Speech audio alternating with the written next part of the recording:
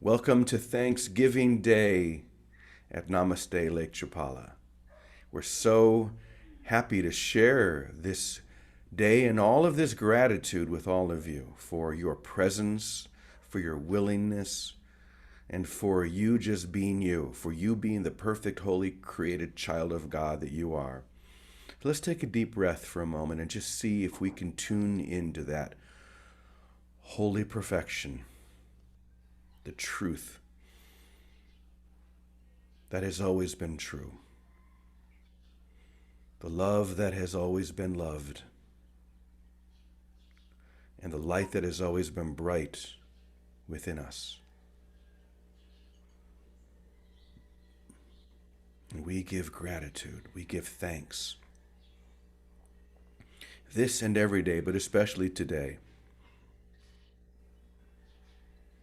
For those of you who live in the U.S., it is Thanksgiving. It is a day to remember the importance of gratitude and to look around and to simply see who there is to be grateful for. And ultimately, there's only one, and that oneness shines and reflects off each one of us. It shines and reflects off all of you. So I'm expressing my gratitude today for this amazing community, the worldwide Namaste community. All of you who join together every day, those who live here at the community, those who live around the world, those who listen to the sessions on YouTube or just feel the impact of this holy joining, we give thanks. And through this gratitude, we know that the world is dissolving into the truth that has remained true forever, the unchangeable reality of love itself. So I just wanted to begin by sharing that gratitude with all of you and just starting off Thanksgiving in a grateful way. In fact, this morning I received a text from someone with another great Rumi quote. This is a quote that comes to us from a 13th century Islamic Sufi mystic talking about Thanksgiving. He says, "Giving thanks for abundance is greater than the abundance itself." Giving thanks for abundance is even greater than the abundance. I think that's true, because you could be remarkably wealthy, abundant, but if you're not grateful for it, if you're not feeling gratitude for all the gifts that you are giving, what good does it do? You're poor. That's why some of the richest people are really the poorest, and some of the poorest are really wealthy beyond measure because their hearts are open. They give thanks even for the little things. Living here in Mexico, we see this every day. We live in a neighborhood that is primarily a Mexican neighborhood as opposed to others that are primarily expat neighborhoods. So we're surrounded by very simple, very beautiful families. And each one of them, though they may be very not abundant in a financial way, but you can see in their eyes that there is a holy abundance that is shining forward. And so it's such a beautiful example. And all of us here at Namaste, one of the funny things about this community, and anyone who's been here knows this, when you walk up to the door, you might very well think, what is this place? It looks like it's probably terrible. But it's just a facade.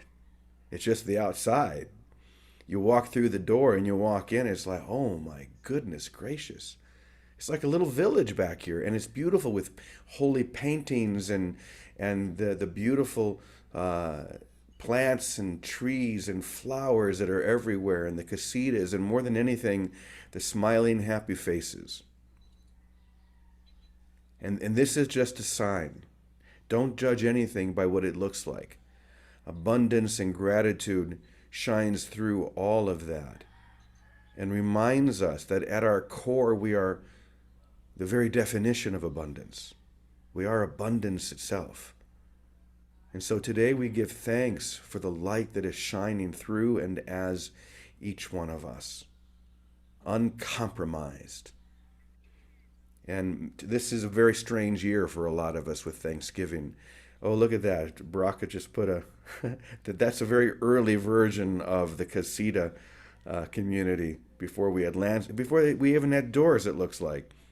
Now you should see it now with all the doors painted and the landscaping. Yeah. Thank you, Baraka. So we give thanks today, and I just wanted to begin this session by giving thanks to all of you for joining us here day after day. And so we're going to continue our conversation today about releasing judgment, correction, realizing that any correction that I give to anyone is really correction or an attack upon myself. Wait, that's the wrong one. Let me find the right one. Here we are.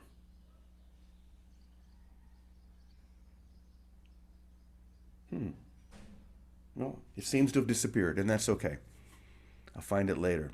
Because I think I remember it. We are here to realize that any time I correct anyone because I think that I know better than they do, because I think I'm right and they did something wrong, and it's my job to tell them that. Whenever I feel this energy, I pause, I take a deep breath, and I simply say to them, either inwardly or outwardly, thank you, or rather, I don't know, I love you.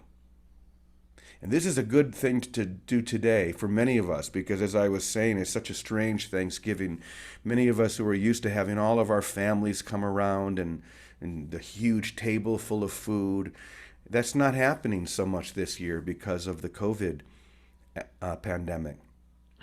So there are a lot of empty chairs around the tables. But if we can realize that it's not about having each other physically present, but just being willing to love and honor one another, to realize that on my own I can know nothing, but I can love abundantly. And so often at Thanksgiving, at least in my family, sometimes emotions erupt and people find themselves disagreeing or arguing or even yelling at one another. Once again, I don't know, but I love you. There's no confrontation in that. There's only openness and allowing grace to flow.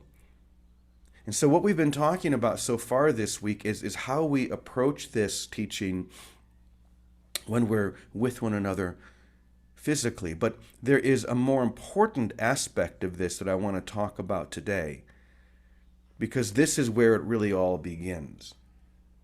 Jesus was once asked about adultery, and he said, excuse me one moment, that committing adultery in your mind is just as important or just as much an error as committing adultery physically. In other words, what you do in your mind, what you do in your thoughts, this is the sponsoring aspect of anything. And so when we talk about correction, when we talk about judgment, we have to begin by the mind training that's important for us to engage in before we start or thinking that we need to correct one another in our words and in our deeds. I find myself all the time, and maybe you do too, judging people, thinking about people. I even sometimes run these scenarios in my mind of how I could attack someone with my words. I used to, I hate to say this, but I used to imagine if I could be an invisible person and I could walk into the White House and I could whisper all these terrible things into Donald Trump's ears to make him go crazy. That's what I would do. Apparently it worked. But what this was, I was attacking in my mind. I was judging in my mind, which is just the exact same thing as if I had done it physically. And so I just wanted to begin this discussion today reminding us that the most important part of this teaching is the mind training of realizing when I am in my mind judging someone or trying to attack them by correcting them in some way, when I'm running all of these scenarios in my mind, and just pause and say to myself, I don't know. I love you. You see, this is something that we can say to others, either verbally or inwardly, but it's just as much something that we can say to ourselves, because the tendency when we catch ourselves doing this, and we're going to do it probably 100 times today, is to allow that guilt to step forward and to take over. You did it again. And the guilt itself is the block. The guilt is what keeps this guilt loop going. I've often compared it to when I was a kid, we had Hot Wheels. Many of you may remember Hot Wheels, especially the boys. These little cars, and there was a track, and you could make the track into a big circle.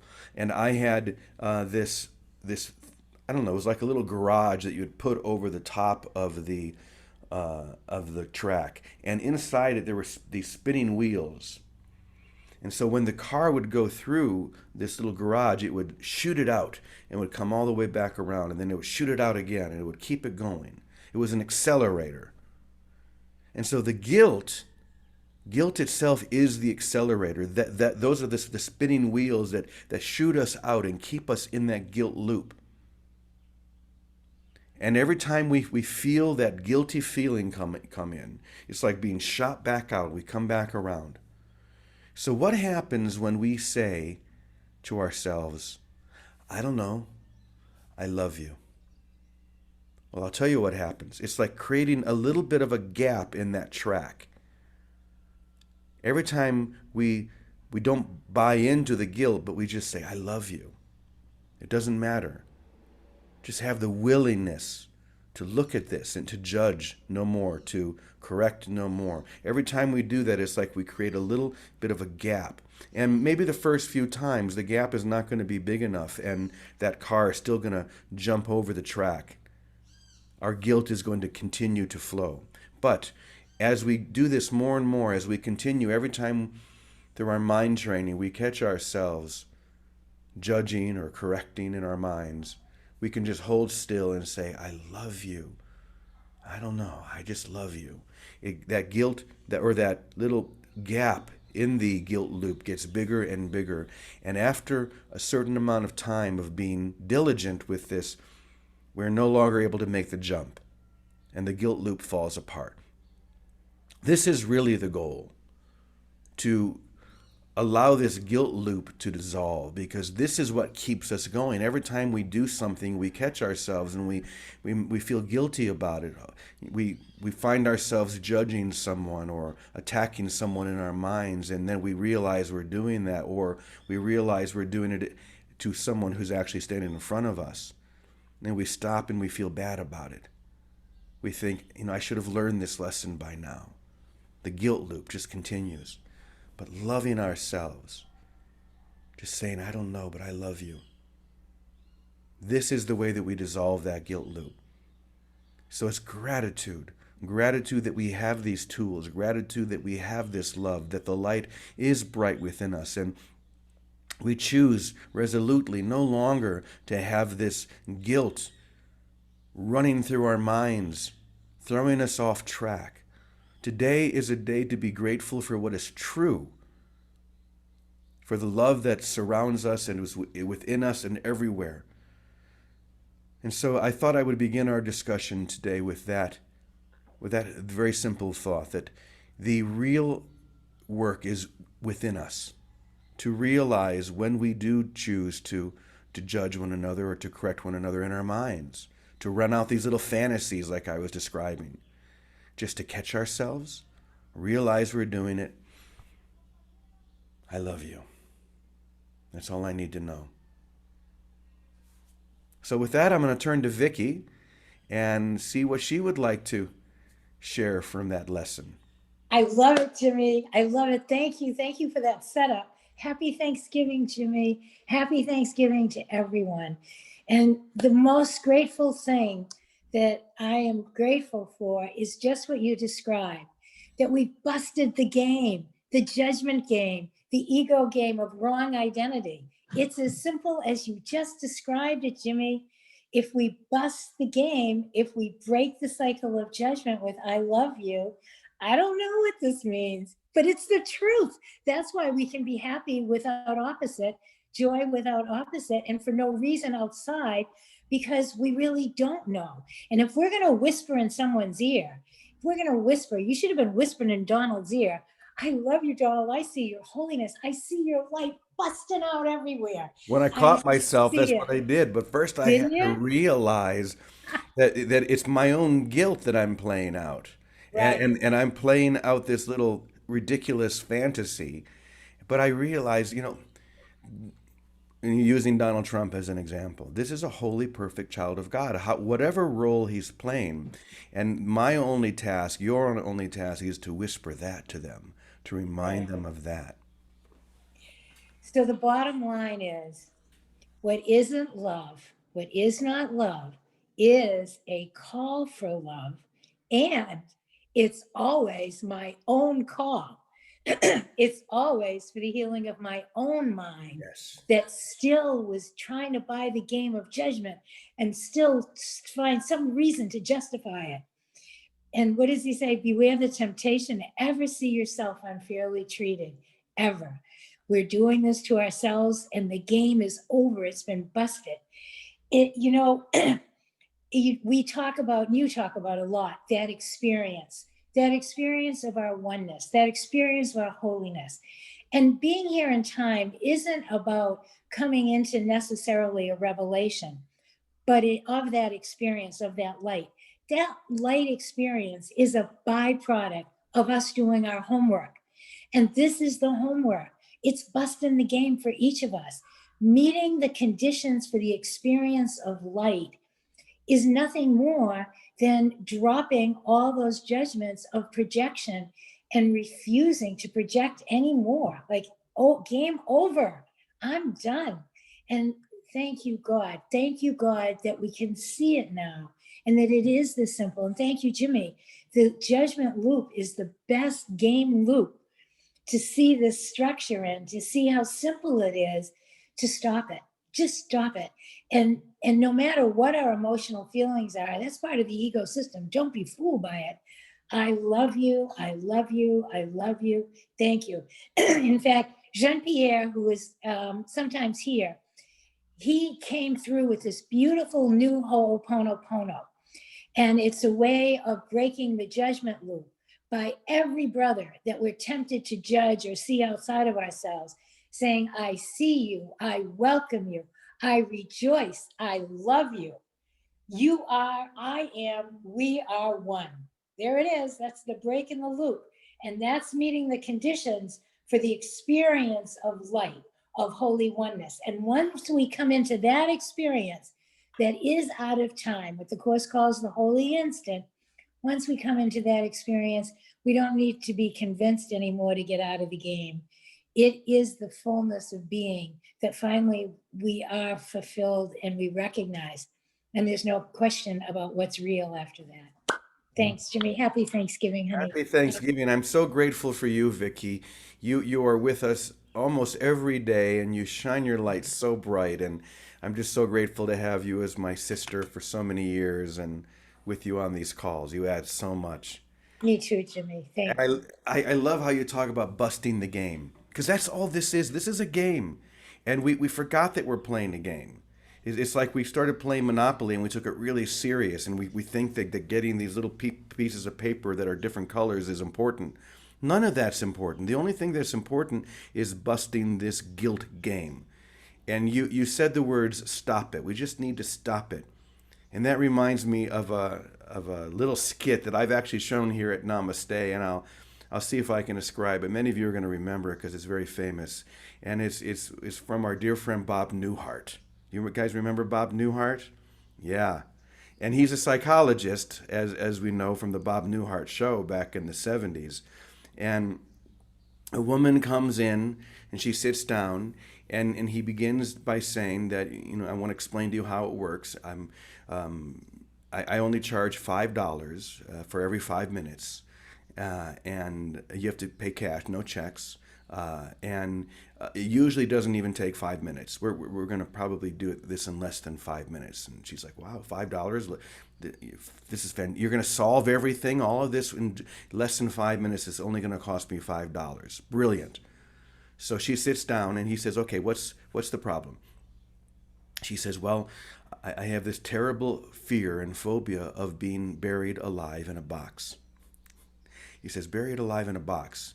She says, yes, this is my. He says, okay, I'm gonna tell you what to do, and it's very simple. She says, should I write it down? He said, no, it's only a couple of words. I think you can remember them.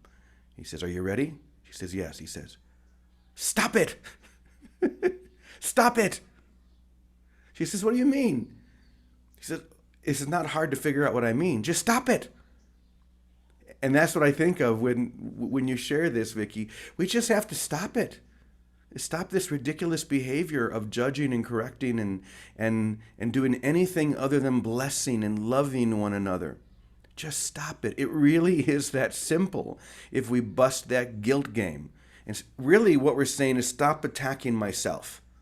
It seems like I'm attacking you, but the truth is it's all self-sabotage and self-attack. And I refuse to do it anymore. Today, I am grateful that the game is over. That's my Thanksgiving. And I hope that you can share that with me. All right, let's see here. I'm going to go to the gallery. Is Teddy there? Does Teddy want to share anything? There he is. Hi, Teddy. You want to share anything this morning? Well, what's funny is I do this other group with a bunch of guys, and that's all we listened to for a half hour there. They would stop it. Really? The Bob Newhart thing? And he said, when she starts to talk, and she said, well, this, that is, we don't go there. Stop it. Yeah, yeah. Yeah. Yeah, because the guy was just going on and rambling and rambling. And everybody just said, stop it. And we played that. We just listened to it. And anytime anybody started to ramble, we would just play stop it. It It's was so really funny. And it is, first time I went to Australia with Glad and Helen, as a matter of fact, you know them. Helen just passed away. hmm Um, on the way back, I was given this vision. I was told not to tell anyone.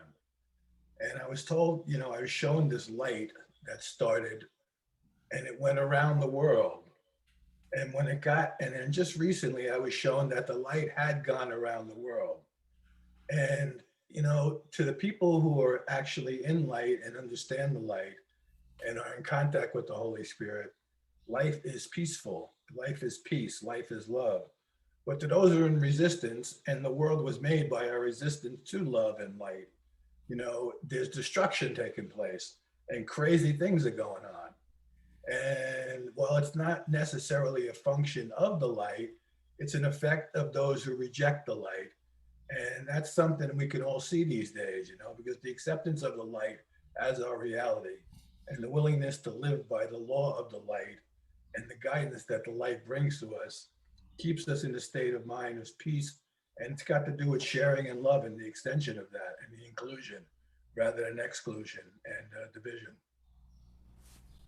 So, Mm, beautiful. Thank you, Teddy. stop.